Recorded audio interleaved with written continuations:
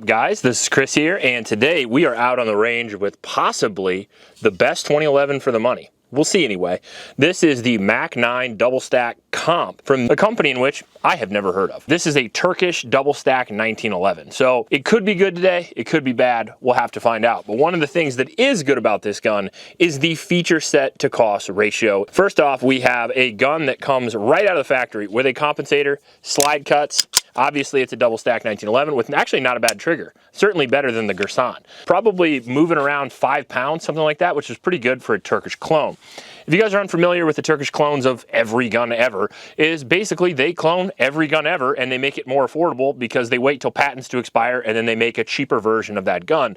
Now there's double stack 1911s. The first one we did was the Gersan. There is some TSOS options out there and many others. But to be completely honest with you, I don't know that much about this gun. I was over at Battlehawk and I saw it on the wall and I saw the price of $980 and I was like, wow, that looks like a Wish.com Staccato XC. And Tucker was like, that is a Wish.com Staccato XC. So I got one for you guys and we're gonna learn today. So it is a 5-inch pistol with a single port comp in the top of the slide here and obviously in the barrel. Slide cuts, a flat face trigger. We have ambi controls, a combat hammer, and it also came with an SRO mount out of the factory, which is something that even HK and Walther can't do for you. It's not a good mount and it's not good screws. The screws stripped immediately, and the SRO screws that the gun came with to put the SRO on are a little bit shorter than I think they should be. So it's possible that you guys will see me hit in the face today. We'll see how that goes. But it's cool that it came with a mount, and it's cool that it actually has iron sights on the mount. It again looks like an affordable version of the mount for the XC. It looks almost exactly like that, to be honest with you.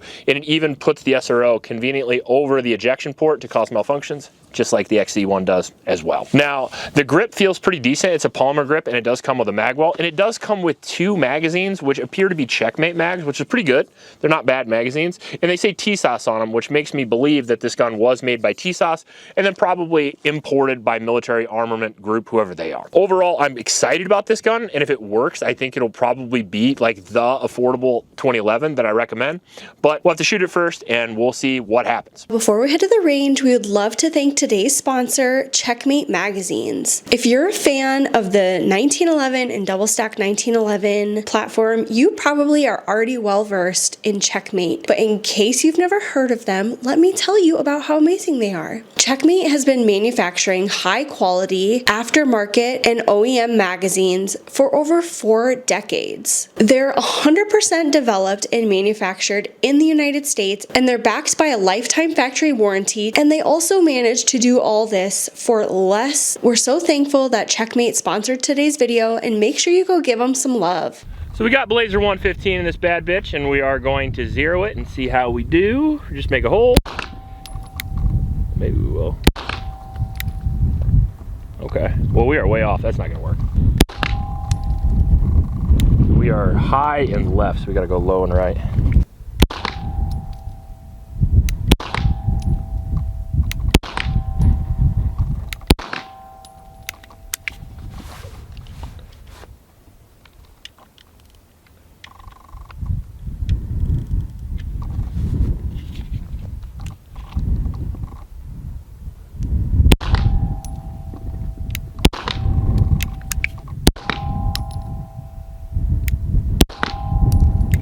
Pretty good group.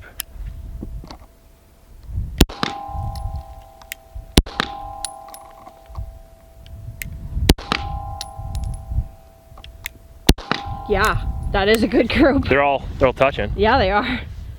A 1-hole group with a Turkish gun is a good day. It's promising. All right, we're just gonna plink around here at 50, see what we can hit. Hopefully not my bag. What the fuck?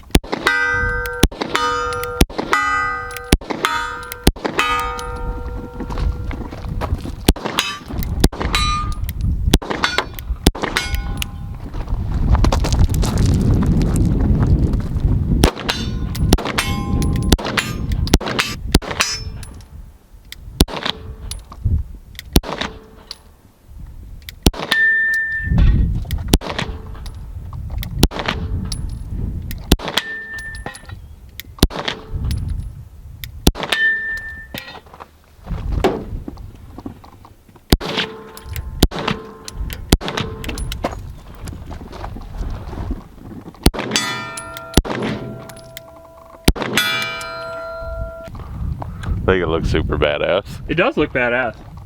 Just don't pinch the ports too much, you'll burn your fingers. Your little fingies, You can burn your fingers through the slide ports, they're so big. little phalanges.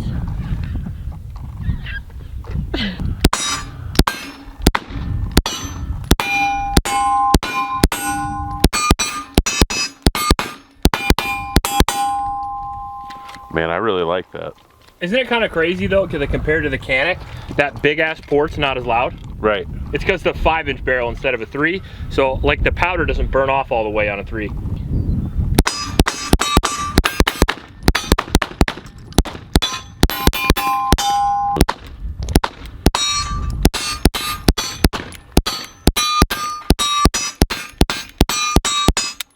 Woo!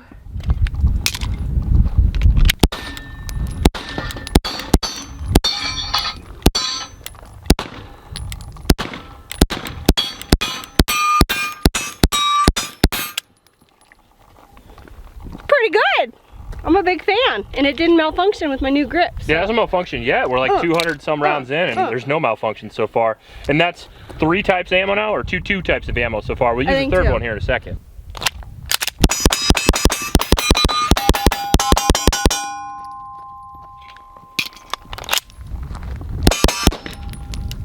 Oh. Finally had a malfunction.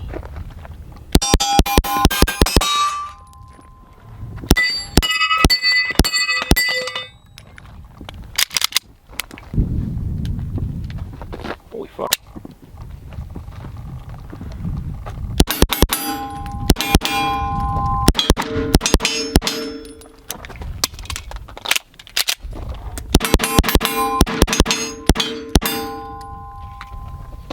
Doesn't like my remanufactured ammo, I'll tell you that much. Now, one of the issues with getting something like a Turkish gun, for example, the Military Armament Corp right here, is that looks can be deceiving. So it's very accurate, it's reliable so far. We've only had 2 malfunctions, and that was with remanufactured ammunition. But some of the parts inside it, I guarantee you, are gonna have durability issues long term. That's how they cut corners, that's how they make it as cheap as they do, because they use cheap internals. Now, one example of that is gonna be this right here. So already, our optic has come loose only after about 250 rounds. It was Loctited, it was torqued to spec, and it's loose as shit. And that is just sort of what you have to deal with when you buy more affordable guns. And it sucks in the double stack 2011 world, double stack 1911 world, or 2011 world, because guns that are even affordable for a 2011 are about $2,000, $2,500, and they go up from there. So getting a $1,000 one is a good deal, but you're gonna have to deal with stuff like this. You can also see the coating is coming off the compensator already, and we already have a bunch of Mars in the slide. And that's just because it's got a shittier coating and it's made of slightly shittier materials, but it looks good and it shoots good, at least for now.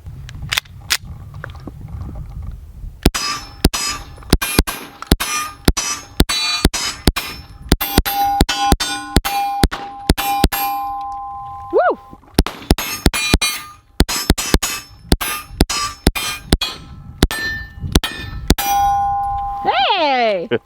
What's your overall opinion of the Mac 9? No, it's really sweet. I mean, obviously, with it being cheaper, you know, there's some problems with it, but man, I tell you what, if you're gonna get into one, you know, and affordability is what you're looking for, I guess. I don't think it's bad. If you were on the range with a Staccato XC, I feel like you would shoot that similarly. And for the fact that that's like a fourth the cost, Yeah. is not bad. But would you use that for self-defense? No. Yeah, there you go. There's the answer.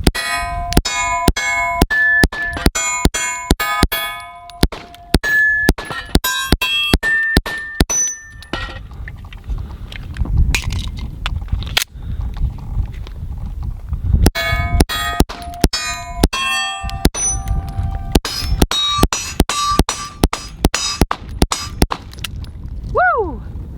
No lock back on that, but I really like this. All right, now how did the Wish.com Staccato actually do? Well, as far as reliability goes, it probably could have been better, although it was only really failing with the really light recoiling ammunition, which I can kind of understand. We shot 100 rounds of reman. We had 5 malfunctions with that. With the Blazer Brass, we had 0 malfunctions, and with the Federal, we had 0 malfunctions. So we had 5 failures out of about 300 rounds using the magazines that it came with. And again, that only happened with the reman, so it's hard to knock the gun too much. If you use just standard, regular old ammunition, it seems to work fine. I think the reason for that is it comes with pretty good mags, and the recoil spring on this bad girl is really, really light. And sometimes when the recoil springs are light, it forgives a little bit of ammo inconsistency and stuff like that. Now, as far as the shooting performance, I thought it was pretty excellent. If I close my eyes and think really, really hard, it does feel like a Staccato XC.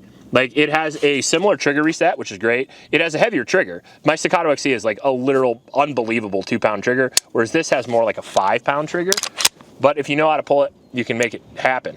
And the reset is about the same. The reset feels really good on this, which definitely increases the rate of fire over something like a stock Glock. To add to that, the included compensator in the top feels really good. Like, we had a bunch of gas come out of the top, but since it's a 5-inch, you don't notice it quite as much. And the recoil control was insane. I was really, really happy with the recoil control. The grip on the gun feels really good. We have good texture where we need it and none where we don't. And the outside texture is good enough. Comes with a magwell, comes with an extended beaver tail grip safety, which feels really good. Comes with ambi controls, the combat hammer, and then the slide serrations are certainly gargantuan. Now, one of the issues that we had with these slide serrations is that they're so big that you can actually fit your finger through there and touch the barrel. So a lot of times when I'd be running the gun, I tried to do that pinch method and I'd burn the shit out of my hand when I was shooting it. Now, the second issue that we had with the gun was the optics mounting system.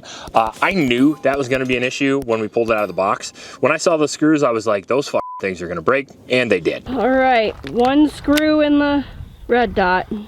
We lost one.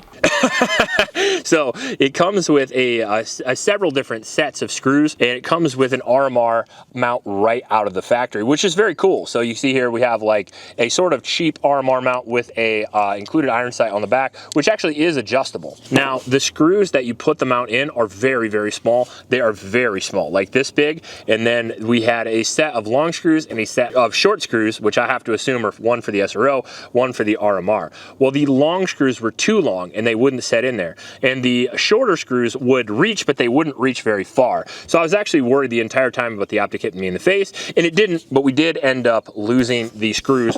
We actually tightened them multiple times, and at some point, one of them just flew out. Now, can you fix that with better screws? Yeah, you can. And is that a cheap part? Yeah, it is. You could also probably get a different plate if the plate has reliability issues, which I'm not sure it will or not. I think I can probably fix this issue by just taking some of my SRO screws and then grinding them down on my grinder or my belt sander and making them a little bit shorter and putting them in there, which I'll probably do for the full review. And if that shit doesn't work, I'll just see if I can buy some that are a little bit shorter. Overall, I think that it's a good buy. I really do. Because A, it comes with an iron sight plate, so you can avoid the optic if you find this to be an issue. The second thing is the trigger is actually really good for a sub $1,000 2011. The last sub $1,000 2011 we have is the Gerson, and that thing was terrible. I mean, it was like an 8-pound trigger out of the factory, whereas this is around 5 or so, which is certainly doable and certainly an option to pick up. If you're gonna get an affordable 2011, what you expect is the performance of a 2011. And as I said in the Gerson video, if you buy the gun and it's more expensive than a Glock, but it's not faster, what's the point? And the reason why people get a double stack 1911 is for the trigger. So the trigger better be good, or there's no point in buying the gun at all. And in this case, it was really good. Not only that, but the controls are very legit. Like a lot of times when you get these cheap guns that you don't get tactile or audible controls, I mean, you can hear that thing on the safety. That feels really good. The grip safety has a memory pad on it, which you don't get on even more expensive guns in some cases. The grip texture on the mainspring and then the front strap are really good. The magwell is beveled. I mean, there was actually some decent attention to detail in this. And when I saw this on the wall over at Battlehawk, I was like, man, what the hell is that? And so far, calling me pretty happy. If I didn't use shitty ammunition, I doubt we would have had any malfunctions today, considering with the Blazer and the Federal, we didn't have any at all. And so far, at least 300 rounds in, I would absolutely recommend this for a range toy.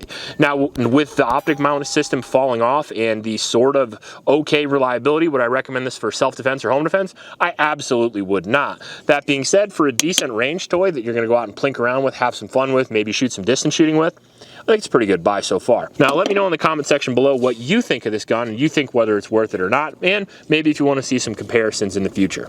If you like this video, please like and subscribe. Please support Oklahoma shelters, and remember to recycle. I'll check you later.